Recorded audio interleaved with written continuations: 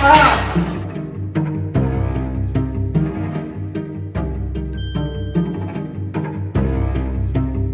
Guys, देखा आपने किस तरीके से ये इंसान ने अपने आप को इंजर कर लिया बाइसेप कर्ल्स लगाते हुए। अब आज का जो ये वीडियो है मेरा, ये इसी वजह से मैं बना रहा हूं, क्योंकि आपको डराने के लिए नहीं, इस वजह से कि कहीं आप ये गलतियां ना करो जो ये भी कर चुके हैं, जिसकी वजह से इनका बाइसेप टेयर हो गया। इसीलिए ये वीडियो बना रहा हूं। सो आज हम बात करने वाले हैं कि what went wrong in this particular exercise, जिसकी वजह से ये इंजरी हुई। So guys, welcome back. This is Jeet Salal, health and fitness coach and the founder of Himalayan Stallion. अगर आपको हमारे वीडियोस पसंद आते हैं तो make sure thumbs up button को जरूर क्लिक करें और साथ ही साथ सब्सक्राइब करने की जरूर सोचें अगर नहीं किया है तो। सो गाइज, ये जो इंसान की हम बात कर रहे हैं जिनको बाइसेप इंजरी हुई, कोई आम इंसान नहीं है। ये ऑलरेडी एक पर्सनल ट्रेनर हैं, बहुत टाइम से ट्रेनिंग कर रहे हैं, अच्छा मसल मास है, सब कुछ ठीक है, आर्मी वेटरन है, सारी चीज़ें सही है। इल्यूमिनाटी आयरन करके इनका नाम है इंस्टाग्राम पे।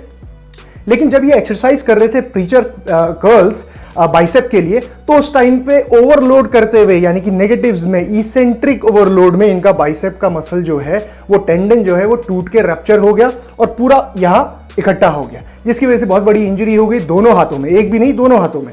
सो ये कैसे हुआ इसके बारे में हम जानते हैं। तो गाइज, इसमें बहुत सारी चीजें, सीरीज ऑफ मिस्टेक्स हुई हैं। पहली जो गलती हुई है जो नहीं होनी चाहिए थी वो ये थी कि the weight was too heavy. अब आप ये समझिए, जब आप बाइसेप कर्ल्स लगा रहे होते हो तो bicep curl is a one joint movement, elbow का जॉइंट मूवमेंट ही होता है। इसे कहते हैं हम आइसोलेशन मूवमेंट। कोई भी आइसोलेशन मूवमेंट होगा उसमें हम जब भी ओवरलोड करेंगे बहुत ज्यादा वेट से, भाई बहुत ज्यादा वेट का मेरा मतलब है कि आप 1 rep max, 2 rep max, 3 rep max, 4 rep max इसमें परफॉर्म कर रहे हो, तो ये बहुत डेंजरस हो जाता है। कितने ही आप मतलब मास्टर ब्लास्टर क्यों ना हो, आपको इंजरी होने के चांसेस बहुत हाई होते हैं। सो जब भी आप बाइसेप कर्ल्स लगा रहे हो तो इतना हैवी लोड लेने की जरूरत नहीं होती है। 8-10 रेपिटेशन पे रहो, 12 पे रहो, 15 पे रहो, उससे नीचे जाना एक रिस्क बढ़ाना हो जाता है। और यही चीज इस जगह पे भी हुई, इन्होंने भी करी।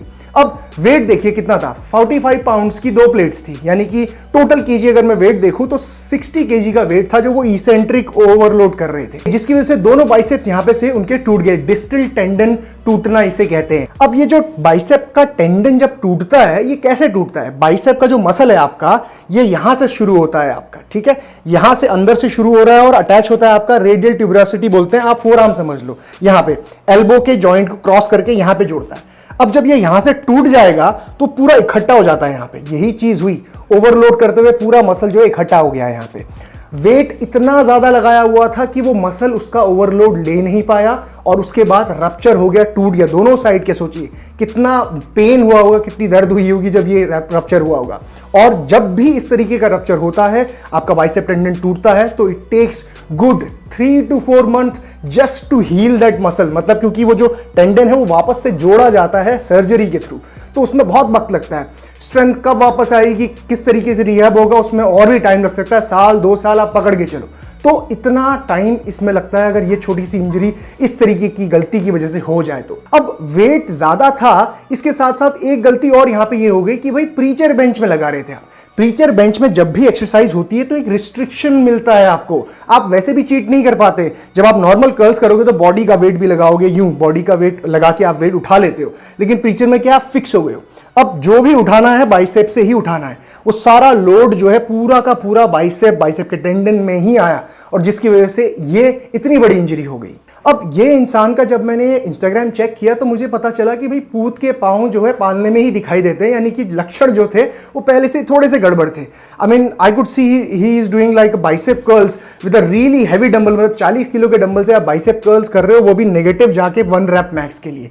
यस, इस तरह की ट्रेनिंग आर्म रेसलर्स भी करते हैं, लेकिन उनका टेक्निक डिफरेंट होता है। They trying to target the forearms. अब आप क्या कर रहे हो, यहां पे बाइसेप मसल को टारगेट कर रहे हो, जो इस तरीके से काम नहीं करता है इतने लोड में। अगर काम करेगा तो उसको इंजरी होने के चांसेस बहुत बढ़ जाते हैं। तो ये कभी भी आपको नहीं करना है। अगर आप कर रहे हो तो प्रोफेशनल्स की मदद की वजह से, किसी तरह के स्किल को डेवलप करने के लिए, किसी स्पोर्ट के जैसे कि आर्म रेसलिंग, तो वो प्रोफेशनल की गाइडेंस में ही होना चाहिए। And guys, before we jump on to the next point, एक important information, Republic Day sale Myprotein की आ चुकी है, जो अभी से लाइव है, कल भी रहेगी 26 को भी। अगर आप सप्लीमेंट्स परचेस कर रहे हैं, खास तौर पे मल्टीविटामिन्स जो मेरे फेवरेट चल रहे हैं इस वक्त पे, अल्फा मैन, अगर आप ये लेना चाहते हो तो मेरा कोड वर्कआउट इस्तेमाल करके आप सप्लीमेंट्स परचेस कर सकते हैं, जहां पे आपको बहुत ही अच्छे डिस्काउंट्स मिलेंगे। So check out my proteins website for this particular sale and enjoy.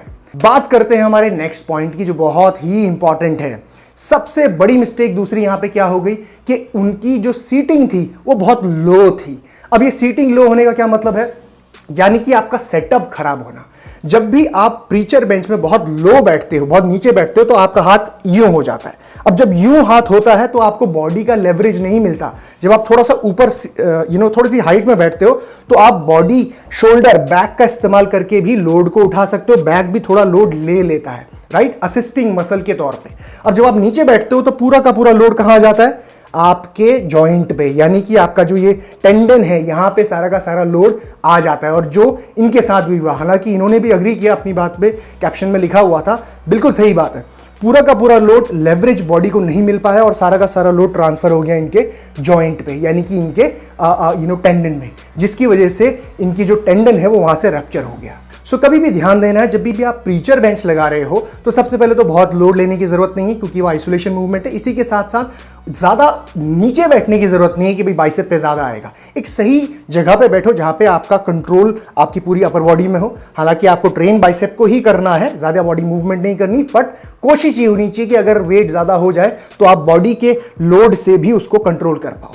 तो ये आपको ध्यान देना है, ये मिस्टेक बिल्कुल नहीं करनी है। तीसरी मिस्टेक जो यहां पे लगी मुझे वो थी trying progressive overloading in the same workout. अब देखिए, उन्होंने कैप्शन में लिखा हुआ है कि प्रोग्रेसिव ओवरलोडिंग वो ट्राई कर रहे थे, बट मुझे ये देख के थोड़ा सा अजीब लगा, बिकॉज प्रोग्रेसिव ओवरलोडिंग एक ऐसी चीज है जो आप किसी एक दिन में ट्राई नहीं करते या इंप्लीमेंट नहीं करते। प्रोग्रेसिव ओवरलोडिंग आपका पीरियड ऑफ वीक्स, मतलब हफ्तों में, महीनों में अचीव किया जाता है। प्रोग्रेसिव ओवरलोडिंग का मतलब होता है अपनी बॉडी में, अपने शरीर में ट्रेनिंग के द्वारा स्ट्रेस डालना, राइट, उसको स्ट्रेस देना ताकि वो उसके काबिल बने और फिर ग्रो करे। अब ये किसी एक ही दिन में पॉसिबल नहीं होता। आपकी बॉडी एक दिन में ही टूट के फिर रिपेयर होके जल्दी से ग्रो नहीं करती। आपकी बॉडी को एक दिन की ट्रेनिंग के बाद कम से कम हफ्ता भर चाहिए होता है प्रॉपर रिकवरी करने में, ताकि वो जो सेम वेट उठाया उसने, जिसकी वजह से डैमेज हुई, वो नेक्स्ट वीक ज्यादा स्ट्रांग बन के उस वेट को अच्छे से हैंडल करे। इसे कहते हैं प्रोग्रेसिव ओवरलोडिंग। अपनी बॉडी में स्ट्रेस डालना, बॉडी को उसके काबिल बनाना, और बॉडी फिर ग्रो करती है, फिर दोबारा से उसको स्ट्रेस देना, फिर उसके काबिल बनाना, फिर ग्रो करना। तो this is progressive overloading and it can be done in weeks. तो ये वीक्स का प्रोसेस होता है, ना कि किसी दिन का। काफी सारे लोग ये सोचते होंगे कि भाई हम एक दिन के वर्कआउट में, एक एक्सरसाइज में जब हम पहले सेट में वेट बढ़ाते हैं, फिर तीसरे में, दूसरे में बढ़ाते हैं, फिर तीसरे में बढ़ाते हैं, तो क्या इसको प्रोग्रेसिव ओवरलोडिंग कहेंगे?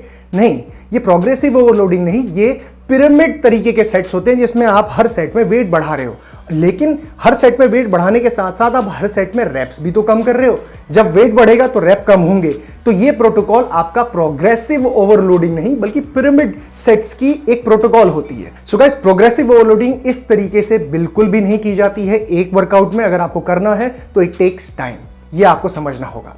ऑलराइट, सो ये थी सारी मिस्टेक्स जो इस पर्टिकुलर मूवमेंट में की गई, जिसकी वजह से इंजरी हुई। अगर आप लोग ये वीडियो से कुछ सीखा है आपने, तो डेफिनेटली मुझे जरूर बताइएगा कमेंट सेक्शन में, और थम्स अप बटन को जरूर क्लिक करें अगर आपको ये वीडियो पसंद आई है तो। And guys, take care, Jeet Salal, sign of.